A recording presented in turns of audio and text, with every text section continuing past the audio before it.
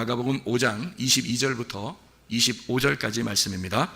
회당장 중에 하나인 야이로라 하는 이가 와서 예수를 보고 발 아래 엎드려 간곡히 구하여 이르되 내 어린 딸이 죽게 되었사오니 오셔서 그 위에 손을 얹으사 그로 구원을 받아 살게 하소서 하거늘 이에 그와 함께 가실새 큰 무리가 따라가며 애워싸 밀더라.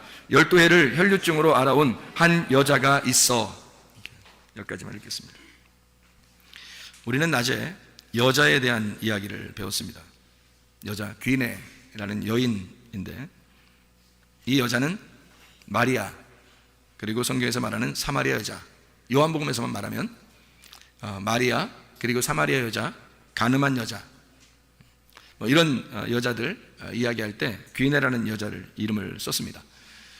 그건 바로 우리에게 똑같이 적용되는 그런 말씀이기 때문에 우리도 그런 여인이다 이런 이야기를 했죠. 마가복음 5장의 이 특징을 가만히 여러분이 살펴보시면 마가복음 5장의 특징을 우리가 알 필요가 좀 있습니다. 왜 이거 알 필요가 있냐면 마가복음 5장의 이 특징을 보면은요, 이런 특징이 있어요. 마가복음 5장의 1절부터 20절까지 말씀을 보면요, 마가복음 5장 1절부터 20절까지의 말씀에 보면 뭐에 대한 이야기가 나와요? 귀신 들린 사람에 대한, 무덤 사이에서, 무덤 안에서 있는 귀신 들린 사람에 대한 이야기가 나와 있습니다. 거기에 있는 귀신은 어떤 단어를 썼냐면 더러운 영, 더러운 마음, 그러니까 푸뉴마 아가달톤이라는 단어를 썼습니다. 그러니까 푸뉴마 아가달토스라는 이 말은 더럽다, 그러니까 깨끗하지 못한 영, 푸뉴마, 깨끗하지 못한 마음, 이것을 귀신이라고 얘기했어요. 여기서 그 귀신이 들려있는 사람이니까 더러운 마음을 가진 사람, 더러운 영을 가진 사람이다, 이렇게 볼 수가 있는 거죠. 그리고 이제 그 이야기가, 귀신 들린 이야기가 다 끝난 다음에 이제 야이로의 딸과 예수의 옷에 손을 댄 여자, 그리고 그 딸이 이제 구원함을 받아서 부활하는 그런 장면이 이제 마가복음 5장 전체에 나와 있는 것을 보아서 여기에 있는 이야기는 바로 이렇게 연결이 됩니다. 어떻게 연결되냐면 이 이야기는 마가복음 3장에 나와 있는 14절 나와 있는 마가복음 3장 14절에 나와 있는 12를 세우셨으니 자기와 함께 있게 하시고 또 보내사 전도도 하며 15절에 귀신을 내쫓는 권능도 가지게 하려 하심이로라. 16절에 이 12를 세우셨으니 이렇게 되어 있습니다. 그래서 마가복음 3장에는 12 제자를 세웠다라는 얘기가 나오고, 그리고 마가복음 5장에는 귀신 들린 사람에 대한 이야기가 나오고요, 그리고 이어서 회당장 야이로가 나오고, 그리고 회당장의 아내 격이 되는 그 여인, 한 여인 귀네라는 그 여인이 나와서 12년 동안 혈류증을 앓는 이야기가 나오고, 그리고 그 딸이, 회당장의 딸이 12살인데 그 12살 먹은 딸이 죽었다 하는 그런 이야기가 나와요. 그리고 이제 부활시켜서 살아났다, 달리다굼 해서 살아났다는 이야기죠. 그러면 여기서 우리 이제 잘 이제 성경을 봐야 되죠. 왜 여기서 이제 이어서 이렇게 써 있는지를 우리가 봐야 될 겁니다. 그죠? 그러니까 마가복음 3장에 나오는 12제자가 있죠. 그죠? 이 성경은 누구에 대해서 쓴 내용이겠어요? 제자들에게, 바로 나에게, 하나님을 아는 자들에게 쓴 내용이에요, 이 성경책이. 그러면 마가복음 5장은 틀림없이 지금 누구에게 쓴 얘기예요? 제자들에게, 누구? 나에게 쓴 내용이라는 거죠. 그러면은 마가복음 5장 1절부터 20절의 내용은 뭐예요? 귀신 들린 자에 대한 이야기예요. 그죠? 그리고 마가복음 5장 22절에는 회당장 야이로가 나오고요, 마가복음 5장 25절에는 12의 혈류증 여인이 나오고, 마가복음 5장 42절에는 12살 먹은 회당장 딸이 나온다 이 말이에요. 그러면 이게 다 뭐예요? 12 제자, 또 12년 동안 혈류증 여인, 그리고 12살 먹은 어린아이, 이게 다 같은 내용으로 지금 써 있는 거죠. 그것을 뭔가 설명해 주려고 하는 그런 내용이겠죠. 그죠? 그래서 12 제자에게 쓴, 그러면 12 제자가 바로 뭐에 걸렸다는 얘기예요? 마가복음 5장에 보면 귀신 들렸다는 얘기예요. 그러니까 무덤 안에서, 무덤 사이에서 있는 귀신 들린 자라고 하는 건 뭐예요? 무덤 사이에서, 무덤 안에서 귀신 들렸다는 얘기인데, 무덤 안에서 귀신 들려 있는 사람을 얘기하는데, 그 무덤 안에가 어디예요? 네, 성전입니다. 성전 안에서 귀신 들려 있는 자가 있는 거예요. 누구를 얘기하는 거예요? 예, 지금으로 말하면 나죠, 나. 그러니까 제자를 얘기하는 겁니다. 그러니까 제자들이, 자, 설명을 다시 한번 들어봐야 돼요. 제자들이 귀신 들린 자가 되었다. 귀신 들린 자는 뭐를 하나로 표현하려고 했던 것이다? 회당장 야이로라고 하는 것을 표현하려고 했던 거다. 회당장 야이로는 누구다? 12년 동안 혈류증 여인이다. 12년 동안 혈류증 여인이 피 흘리다가 12살 먹은 어린아이로 죽었다. 여러분이 지금 뭔 얘기하는지, 목사님 뭔 얘기하는 거예요? 이렇게 할지 모르겠지만 이게 성경을 지금 한번 다시 한번 봐봐요. 지금 뭐라고 설명을 하고 싶은지 한번 잘 보세요. 회당장 야이로는 그 딸이 하나 있었어요. 근데 죽어가고 있었습니다. 근데 피가 계속 흐르면 죽어요, 안 죽어요? 죽죠. 근데 그 여인도 12년 동안 피가 흐르고 있어요. 그렇죠? 참 이상하죠, 그죠? 참 이상한 집안이야. 그죠? 회당장 야이로는 부자예요, 거지예요? 부자입니다. 아주 그 대표적인 사람이에요. 그 나라에서 대표적인 사람인데, 이 사람이 사실은 속에는 어떤 사람이라는 거예요. 피가 유실되고 있는 죽어가는 사람이란 얘기예요. 그리고 급기야 죽었다는 얘기입니다. 그러니까 이 사람을 살리는 거죠. 그러니까 회당장 야이로가 12년 혈류병 여인이고, 12년 회당장 야이로가 자기 딸 12년 동안 살았던 어린아이, 죽음을 앞에 놓고 있는 그 어린아이란 말이에요. 그러니까 이 어린아이와 혈류병 여인을 통해서 지금 누구를 설명하는 거예요? 회당장 야이로를 설명하는 거예요. 회당장 야이로가 어떤 사람이겠어요? 회당장이니까 율법의 사람이죠. 그러니까 율법의 사람이라고 하는 것을 설명하는 거예요, 회당장 야이로가. 그럼 율법의 사람이라고 하는 이 사람은 하나님을 아는 사람이에요, 모르는 사람이에요? 하나님을 아는 사람이죠. 근데 하나님을 아는데 제대로 알아요, 제대로 몰라요? 제대로 모르니까 죽어가고 있는 거죠. 그러니까 제대로 알았다면 죽지 않죠. 그죠? 그래서 이 사람이 예수님을 만나가지고 살려주세요. 왜? 나는 죽어가고 있으니까. 내 딸이 죽어가고 있습니다. 그러니까 그건 자기가 죽어가고 있다는 얘기예요. 그렇죠? 자기 딸이 자기잖아. 그죠? 자기 딸이 자기랑 마찬가지라고요. 그러니까 자기가 죽어가고 있습니다. 살려주십시오. 그래서 예수님한테, 회당장이라는 사람이 그 당시에 회당장이 예수라는 사람을 만날 필요가 있을까요? 만날 필요 없습니다. 그 정도 권세를 가진 사람이, 그리고 그 정도 말씀을 알고 율법적인 그런 사람이 예수라고 하는, 사람들이 좀 이상하게 보는 그런 예수라는 사람을 일부러 만날 이유가 없는 거예요. 근데 예수 안 만나면 다 죽게 생긴 거야. 그러니까 도저히 안 만나면 안 되게 생긴 거예요. 그래서 예수를 꼭 만났어야 되는 거예요. 그러니까 이 사람이 죽어가는 사람이 아니었다면 만날 이유가 없었던 거죠. 자기 딸이 죽어가니까 사정하고 싶어서 만난 거예요. 그죠? 그러니까 이 사람이 지금 어떤 상태냐라고 하는 것을 이 마가복음 5장은 다 설명을 해주고 있는 거예요. 회당장 야이로를 통해서 그가 어떤 사람인지를 설명해 주는 거죠. 그러면은 회당장 야이로의 딸이 나중에 달리다굼 해서 살아나요, 안 살아나요? 여러분 다 내용은 아시죠? 그러니까 뭐 달리다굼 하니까 일어나, 소녀야 일어나라 그러니까 일어났죠. 예수님이 세상에 소녀야 일어나라 멋있게 말했는데 진짜 안 일어나 봐요. 얼마나 자세 안 나옵니까? 안 되잖아요. 그러니까 예수님이 다 손잡고 말해요. 그 시체한테 손 잡는 거 안 되잖아요. 원래 안 되는데 시체를 만지면 안 되거든요.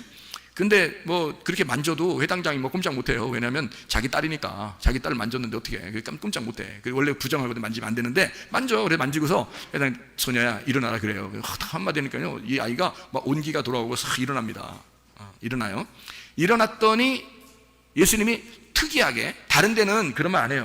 다른 데는, 다른 성경에는요, 그냥 일어나라, 일어나라, 의자 들고 가라, 이런 얘기도 하고, 들 것을 들고 네가 가라, 걸어 가라, 집으로 가서 간증해라, 이런 얘기도 하고 그러는데, 특이하게 여기는요, 달리다굼 하고서 뭐라고 얘기해요? 예, 먹을 거 주라고 그래요. 희한하죠. 이게 특이하게 여기에 나타나는 현상이거든요, 마가복음 5장에. 그러면 여기에 죽음이라고 하는 것은 뭐하고 연결됐다는 걸 얘기하는 거예요? 먹는 거하고 연결됐다는 얘기예요. 아, 잘못 먹으면 죽는구나. 자, 예수님 만나기 전에 먹는 게 있었어요. 누가? 회당장이, 그 가족이. 그죠? 예수님 만나기 전에 먹는 게 있었어요. 근데 그걸 먹었더니 죽어가더라 이거예요. 그래서 예수님을 만났더니 예수님이 내 거를 먹어라, 이제는 먹을 것 좀 줘라 이래요. 그랬더니 그 먹을 거가 파고, 먹다, 식사하다라는 얘기인데, 이게 에스티오, 먹다, 개걸스럽게 먹다, 그러니까 살다, 그러니까 살게 해라, 먹어서 살게 하라는 말이거든요, 이 말이요. 달리다굼, 잠자는 자여 일어나라 그랬습니다.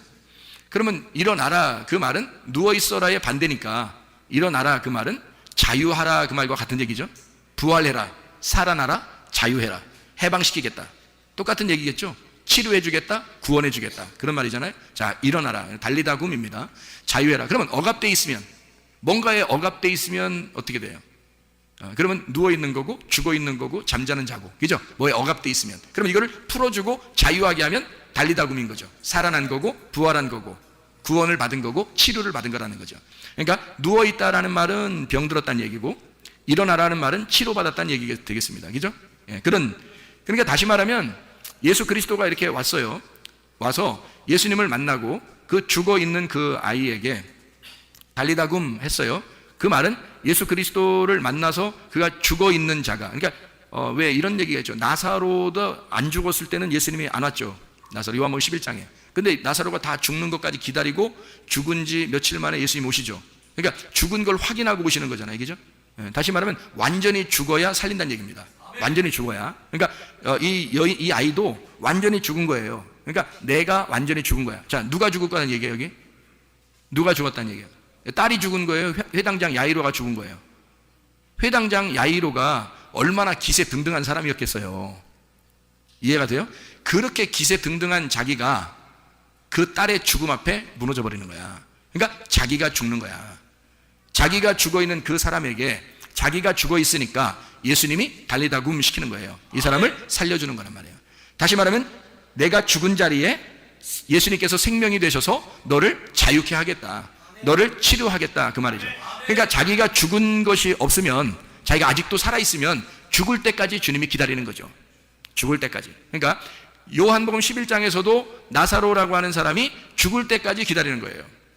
그리고 죽고 난 다음에 예수님이 가가지고 나사로야 일어나라, 뭐 나사로야 나와라, 뭐 이런 얘기 하잖아요.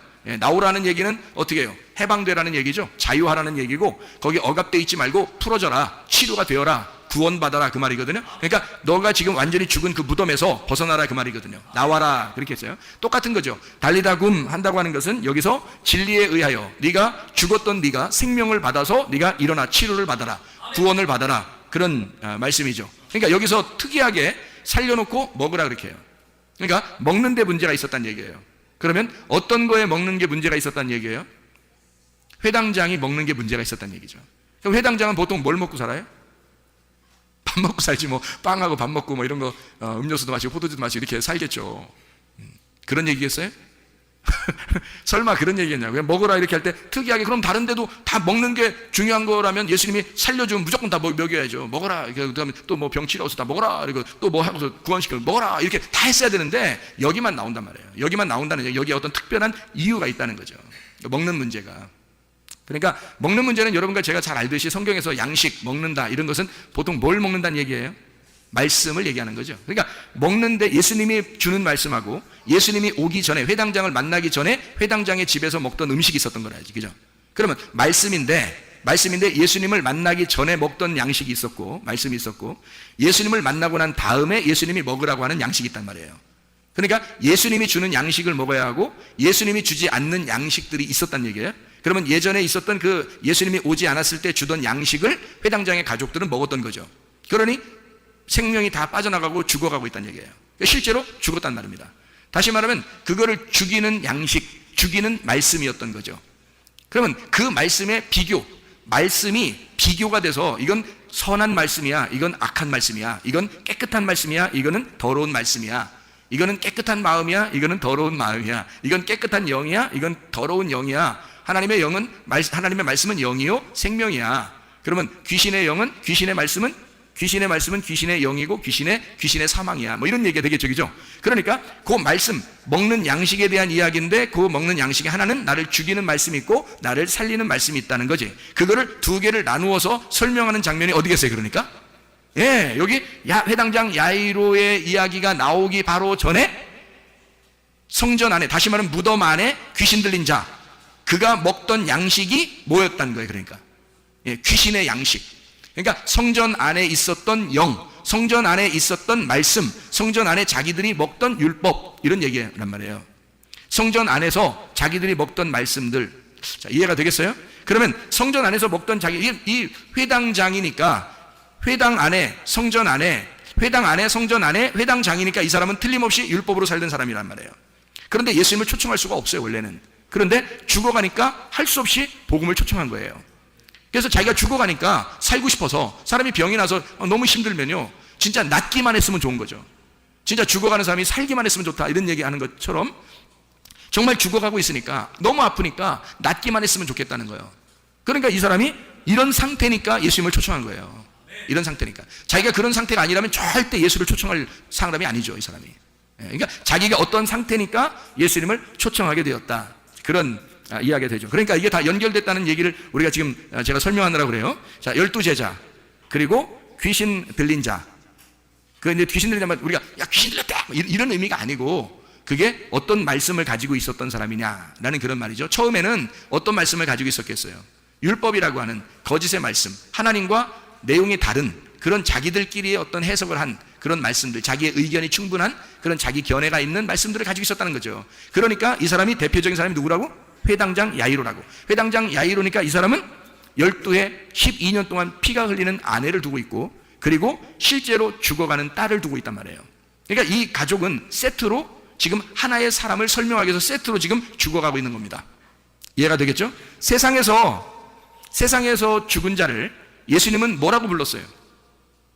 달리다고 하기 전에 이 여자를, 이 소녀를 뭐라고 했어요? 죽었다고 그랬어요? 잔다고 그랬어요? 세상에서는 죽었다고 했지만 예수님 안에서는 모두 다 잠을 자는 것이단 말이에요. 다시 말하면 어떻게 됐다고?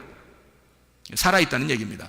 예수님 안에서는 살아있다. 여러분이 예를 들어서 지금 오늘 죽으면요, 죽었을까요? 살아있을까요? 살아있습니다. 여러분이 오늘 죽으면 오늘 살아있습니다. 여러분의 몸은, 시체는 아무래도 장례를 치러야 되겠죠. 근데 여러분의 영혼이 여러분 자신이니까 여러분 영혼은 하나님께서 어떻게 만나고 있겠죠. 그러니까 살아있는 거죠. 죽어 있는 게 아니죠. 그러니까 예수님은 차원을 넘어서 세상에서는 죽은 자지만 예수님 안에서는 차원을 넘어서 그가 잠을 자는 살아있는 자로 보는 거죠. 차원을 넘어서. 그러니까 하나님의 생명의 눈으로는 모두 다 살아있는 거예요. 하나님의 생명의 눈으로는. 근데 세상 사람들의 눈으로 보면 죽었다 살았다, 죽었다 살았다 딱 구분하는 거죠. 죄인이다 아니다, 눈 소경이다 눈 떴다, 이렇게 나눠. 세상 사람들이 볼 때는 그렇게 나누는 거고, 하나님 눈으로 볼 때는 소경이 아닌 거죠. 이해가 되겠어요? 죽은 자가 자는 것뿐이고요. 하나님의 눈으로 보면 악한 자가 오히려 구원을 받을 만한 의인이 될 수 있는 거죠. 그러니까 하나님의 눈으로 볼 때는 그렇단 말이에요.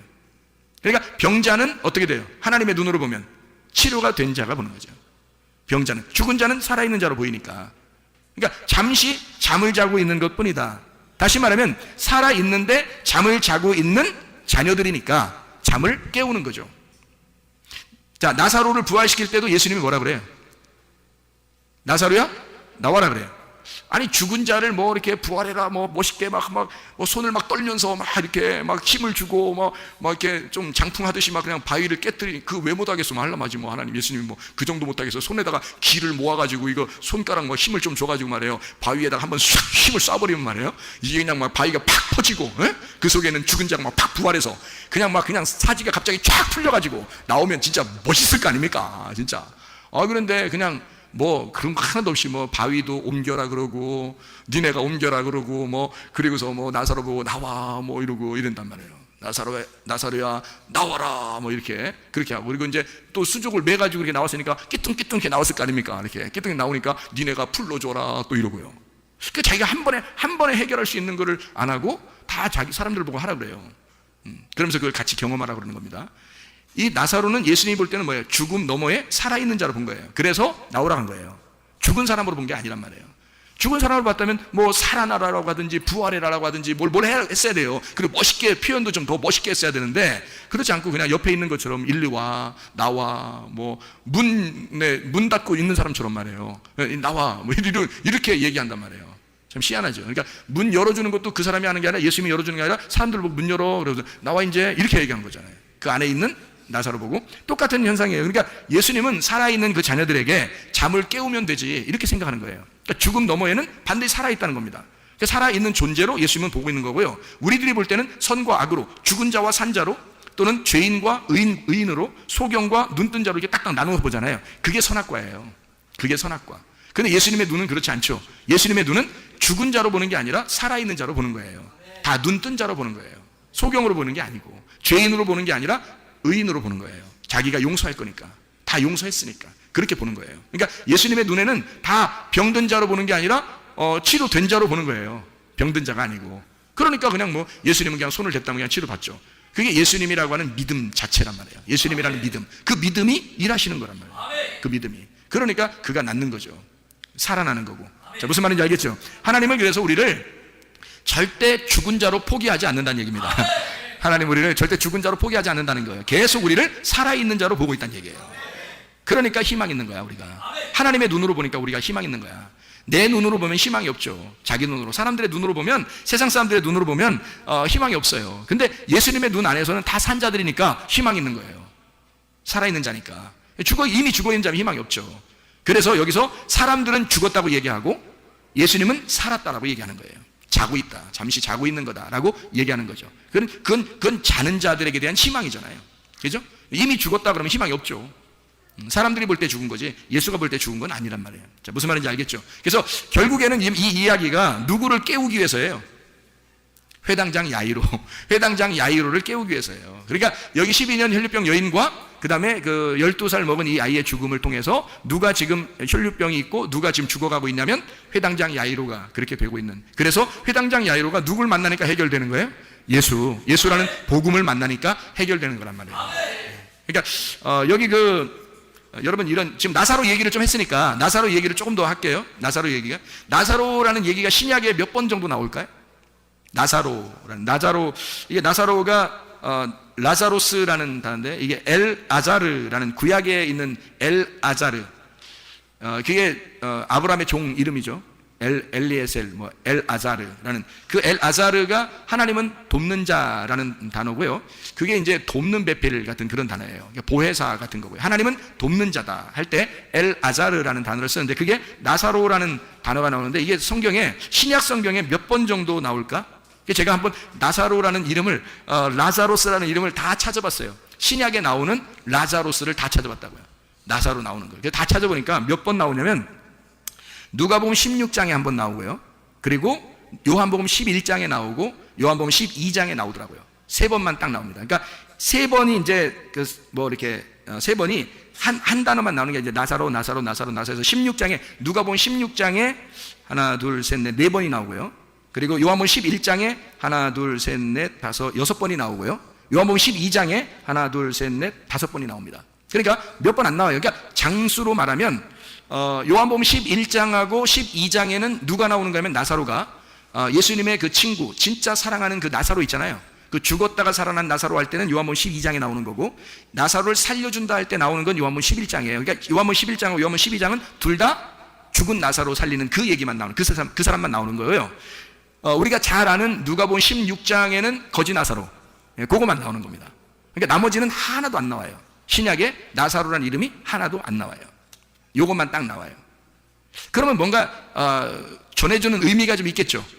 그러면 거지 나사로, 부자를 만났다고 하는 그 거지 나사로, 거지라는 이 거지 나사로가요, 거지가 푸토코스라는 단어거든요. 거지, 아무것도 없다, 거지라는 말. 그래서 거지라고 하는 거를 또 이제 성경을 쭉 다 찾아봤어요. 거지라고 나오는 그 단어, 푸토코스라는 단어를 신약의 전체가 다 푸토코스가 얼마나 나오나 봤더니 마태복음부터 요한계시록까지 몇 번이 나오냐면요, 하나, 둘, 셋, 넷, 다섯, 여섯, 일곱, 여덟, 아홉, 열, 열하나, 열둘, 열셋, 열넷, 열다섯, 열여섯, 열일곱, 열여덟, 열아홉, 스물, 스물하나, 스물둘, 스물셋, 스물넷, 스물다섯, 스물여섯, 스물일곱, 스물여덟, 스물아홉, 서른, 서른하나, 서른둘, 서른셋, 33번이 나와요. 이 거지라는 푸토코스라는 단어가. 다 적어봤더니 그 중에서 이제 마태복음 5장 3절에 여러분 아시죠? 마태복음 5장 3절은 뭐라고 돼 있어요? 심령이 가난한 자는 복이 있나니 천국이 저희 것이며, 이렇게 돼 있죠. 그러니까 천국을 가는 자는 심령이 가난한 푸토코스. 근데 이 거지가 거지 나사로 할 때의 거지예요. 그게 같은 입장에서 쓴 단어들이란 말이에요. 그래서 마태복음만 몇 개 이렇게 읽어보면, 마태복음만 몇 개 읽어보면요, 마태복음 5장 3절에 심령이 가난한 거지, 그 가난하다는 말이 거지란 말이고요. 마태복음 11장 5절에 나온 맹인이 보며 못 걷는 사람이 걸으며 나병 환자가 깨끗함을 받으며 못 듣는 자가 들으며 죽은 자가 살아나며 가난한 자에게 복음이 전파된다 할 때 그 가난한 자 거지에게만 복음이 전파된다고 되어 있어요. 그러니까 복음이 가난한 거지에게만 복음이, 푸토코스에게만 복음이 전파된다는 거예요. 그러면 누구만 구원받아 천국 간다는 얘기예요? 거지만 천국 간다는 얘기예요. 거지만. 그러니까 누구만 아브라함의 품에 들어가 있다는 얘기예요? 아브라함은 하나님의 품이고 하나님 아버지의 품이라는 얘기예요. 말씀의 품에 들어간다는 얘기는 거지만 들어간다는 얘기예요. 거지만. 그러니까 거지에게만 복음이 전파되니까. 그게 성경에 나와 있는 지금 마태복음만 몇 개 읽어도 그렇단 말이에요. 그리고 이제 뭐 19장 마태복음 19장 21절에 보면 예수께서 이르시되 내가 온전하고자 하냐 가서 내 소유를 팔아 가난한 자들에게 주라 그랬어요. 가난한 자들에게 주라. 그리하면 하늘에서 보화가 내게 있으리라. 그리고 와서 나를 따르라. 이렇게 되어 있거든요. 이 가난한 자, 거지를 얘기하는 겁니다. 그러면 거지는 예수를 말하는 것이고, 먼저는 예수님을 말하는 것이고, 진짜 예수가 있는 자를 말하는 거죠. 그러니까 거지에게 소유를 팔아 나누어 주라라고 하는 건 그들에게 복음을 나누라 이런 말이거든요. 그러니까 네가 진짜 온전하려고 하다면 그렇게 해라 그런 얘기고요. 26장 마태복음 26장 9절의 말씀에 보니까 이것을 비싼 값에 팔아 가난한 자들에게 줄 수 있었겠도다. 이건 무슨 얘기인지 아시죠? 이게 그죠? 향유값 깨뜨린 거예요. 그랬더니 11절에 예수님이 뭐라고 하냐면 가난한 자들은 항상 너희와 함께 있잖아. 나는 항상 함께 있지 않잖아. 이렇게 얘기해요. 이거는 죽음을 준비하기 위해서 한 것이다 라고 얘기하기 때문에 예수님은 죽으시는 예수님은 한 번 죽잖아요. 그 한 번 죽으시는 그 예수님에게는 예수님은 항상 있는 건 아니잖아요. 한 번 죽음을 위해서 있는 거니까. 근데 나머지 가난한 자들은 항상 있대요. 그 말은 뭐예요? 예수는 항상 살아있다는 얘기예요. 예수는. 그러니까 항상 거지와 함께 있다는 얘기입니다. 거지들과 함께 있다. 그럼 그게 어떤 거지를 말하겠어요? 틀림없이? 예, 심령이 가난한 자를 말하는 거예요. 마음이 가난한 자, 마음이 거지인 자들과만 함께 한다는 얘기예요. 그 사람들만 총 간다는 얘기예요, 이게. 그러면 여러분 보세요. 마가복음 5장에 회당장 야이로가 거지겠어요? 부자겠어요? 부자죠. 회당장이니까 부자인데 이 부자를 뭘로 만들어야 돼? 거지를 만들어야 되는 거야. 그래야 이 사람을 구원하는 거야. 그래서 부자라고 이제 성경에 쓴 단어들을 또 제가 한번 다 찾아봤거든요.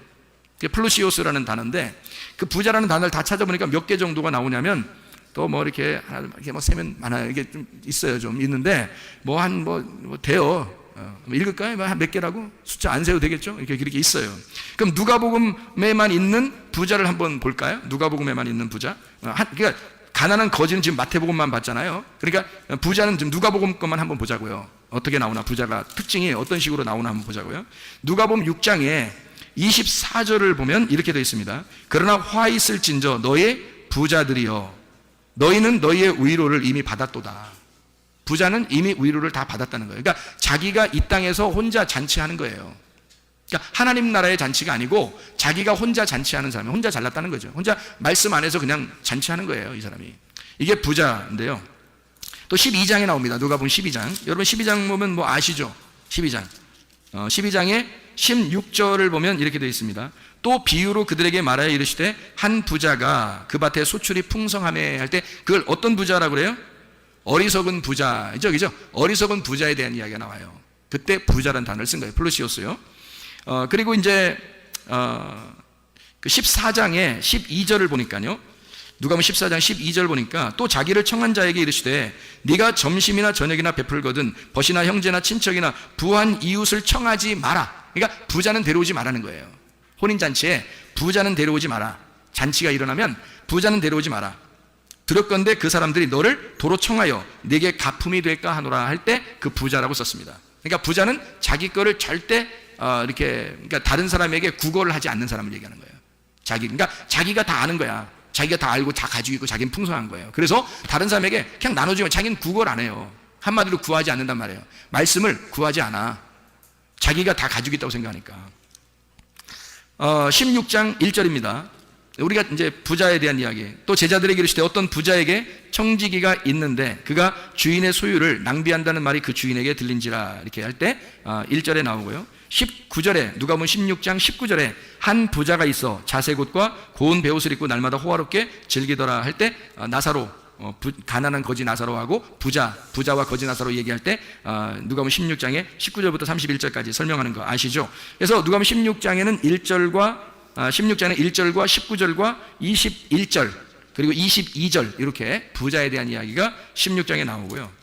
그리고 18장에 23절에 보면 18장 23절을 보면 그 사람이 큰 부자이므로 이 말씀을 듣고 심히 근심하더라.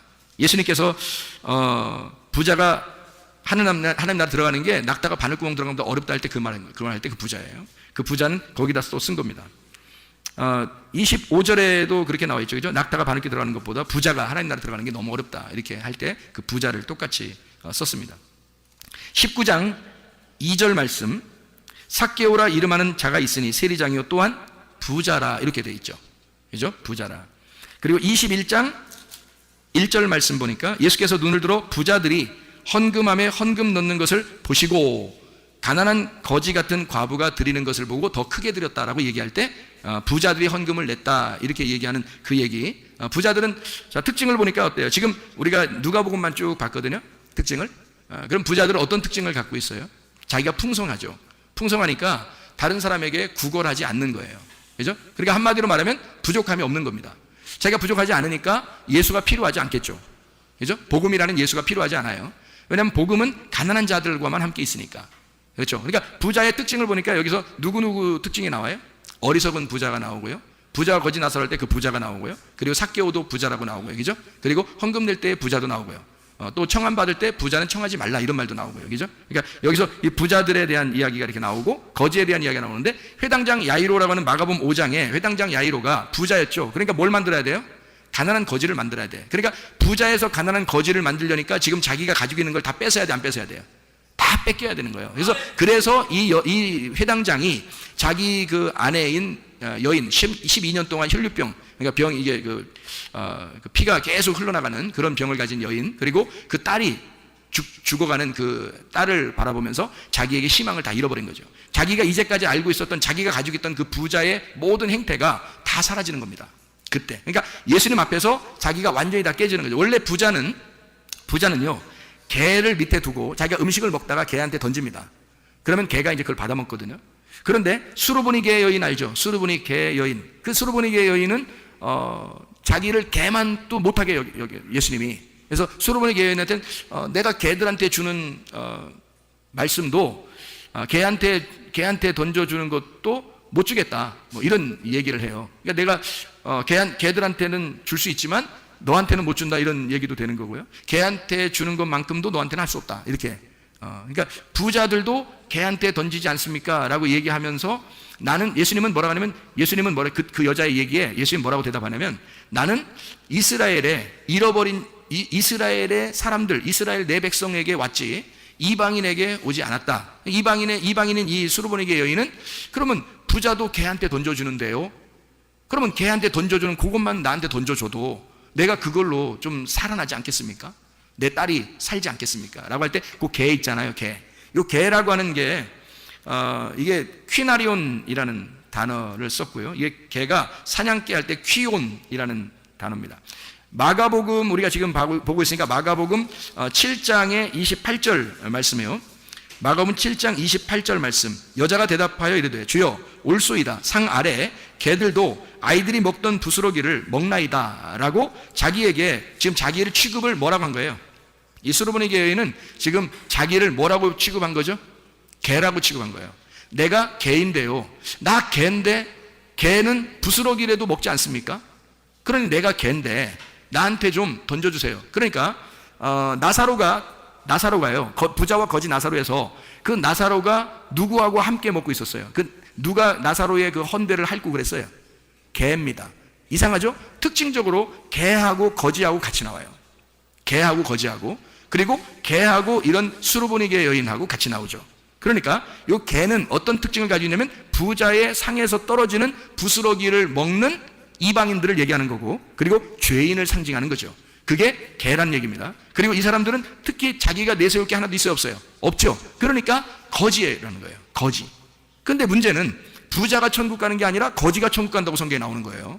부자는 다 천국을 못 갑니다. 그래서 이걸 구분을 일부러 부자와 거지로 딱 나눈 거예요. 부자는 천국 못 가게 돼 있고 거지는 천국에 가게 돼 있는데 그 거지를 푸토쿠스라 그러고 이거를 가난한 자들에게만 복음이 전파된다고 그렇게 말해라. 가난한 자들에게만.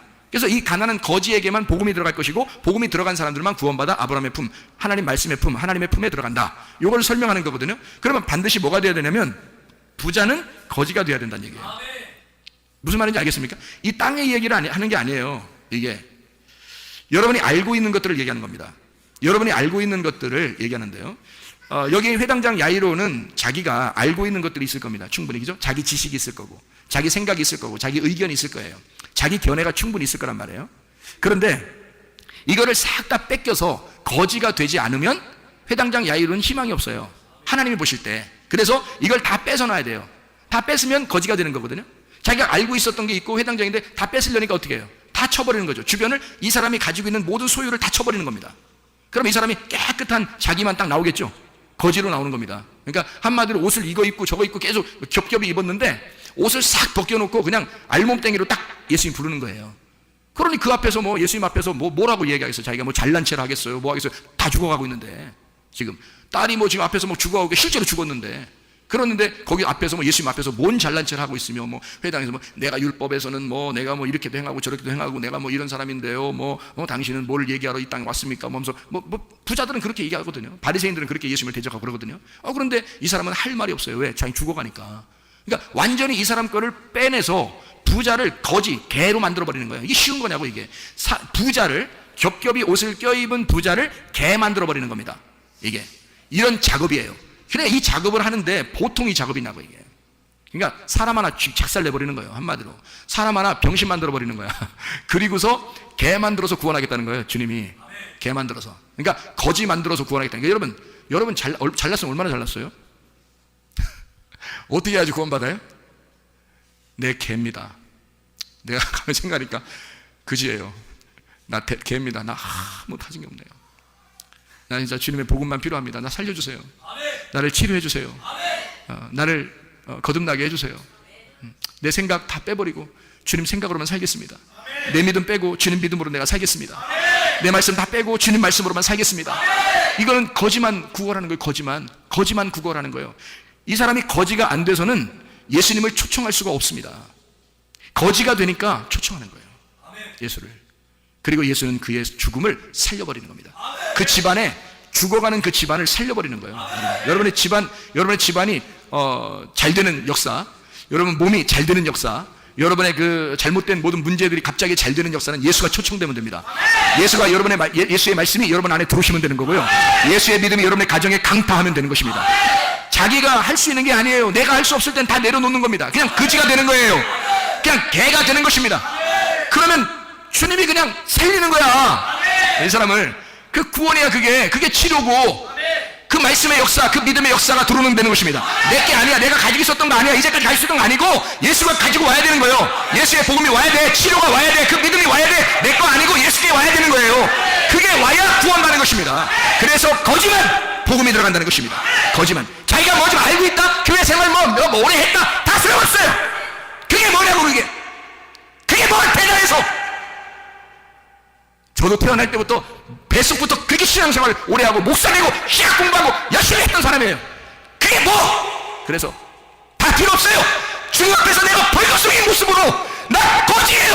나 죽어가고 있어요. 주의 복음이 필요합니다. 치유자가 필요합니다. 살려주십시오. 그게 필요한 거란 말이에요. 모압 여인 룻이라는 여인이 있죠. 귀내입니다. 신약으로 말하면 그 여인이 귀내라는 여자예요. 귀내라는 여자는 마리아 그리고 가늠한 여자, 사마리아 여자, 이게 다 귀내입니다. 남편을 구하는 여자예요. 너무 불쌍한 사람들이죠. 그런 사람들 주님께서 외면하지 않습니다. 반드시 주님은 신랑으로 찾아오십시오. 모압 여자 이 룻 희망 있습니까? 자기 남편 죽고 희망 있어요? 그래서 이스라엘로 시어머니 따라서 돌아왔어요. 우리나라 같이 따지면 가장 관계가 안 좋은 사람하고 온 거예요.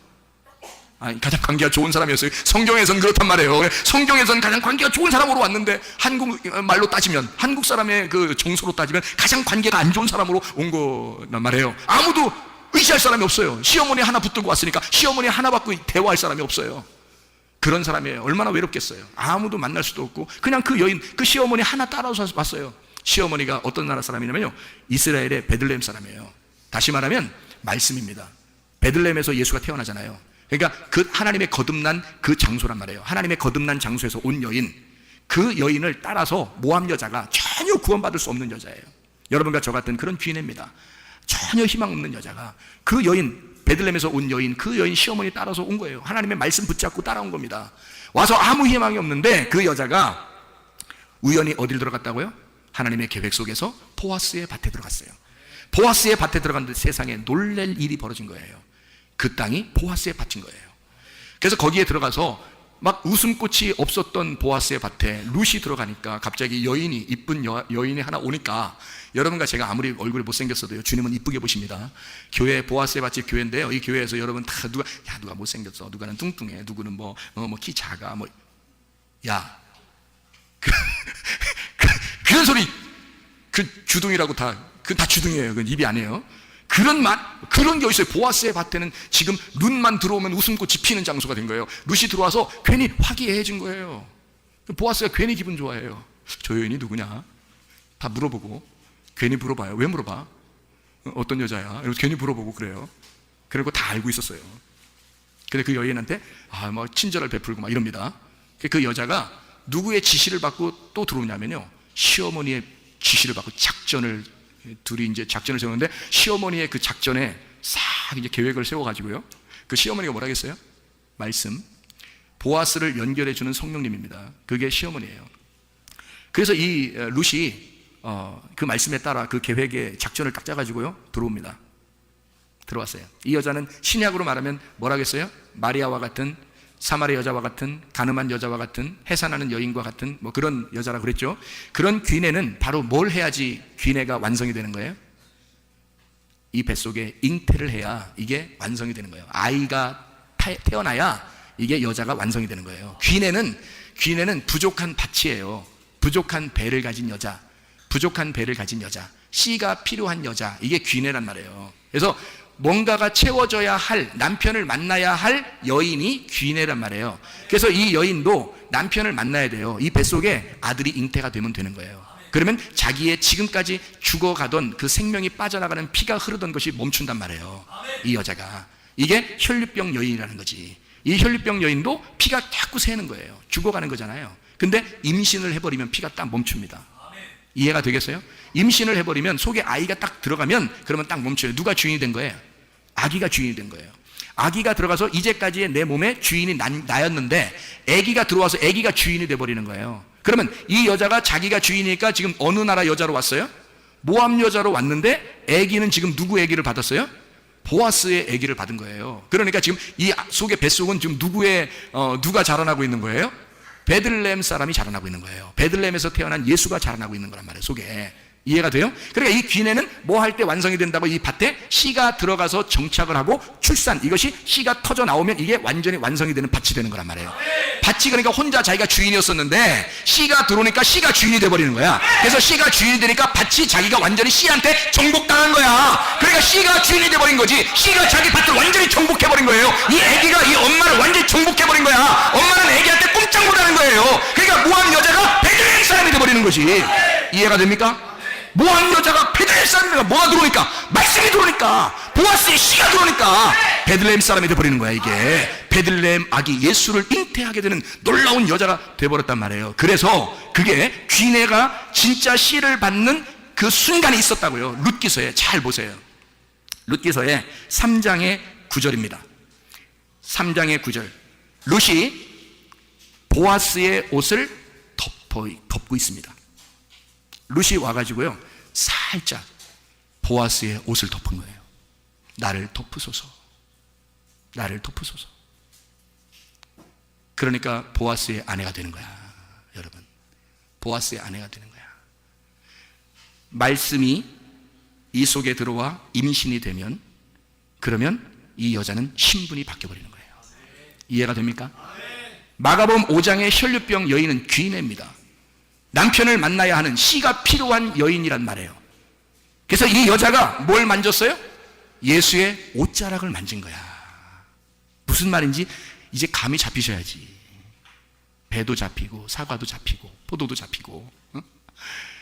이 여자가 왜 옷을 만졌겠어요? 룻이 보아스에게 자기를 덮으소서, 내가 당신의 옷의 밑에 있습니다.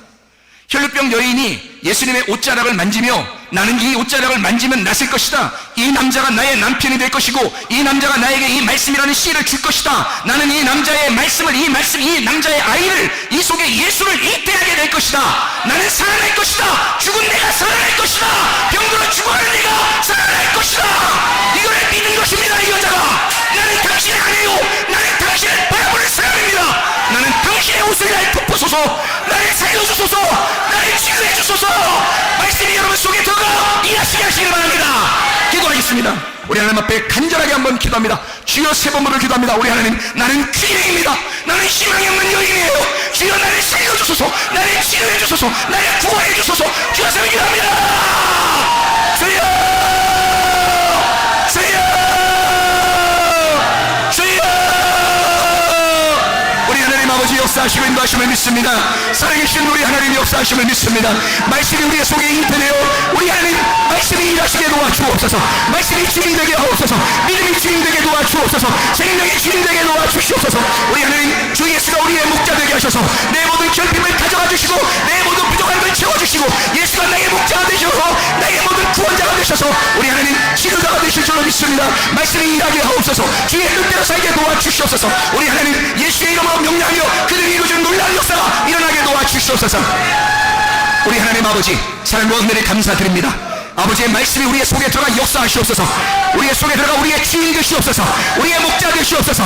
말씀 우리의 속에 들어가 그들을 역사해 주시옵소서. 나사렛 예수의 이름으로 보다 더 주시나 묶임 받고 떠나갈지어다. 떠나갈지어다. 떠나갈지어다. 우리 하나님 역사해 주시옵소서. 그대로 치료자가 역사하시옵소서. 하나님의 말씀이 인도해 주시옵소서. 우리의 목자 되시옵소서. 말씀이 일하시옵소서. 예수 그리스도 존귀하신 일 받들어 기도 올리옵나이다.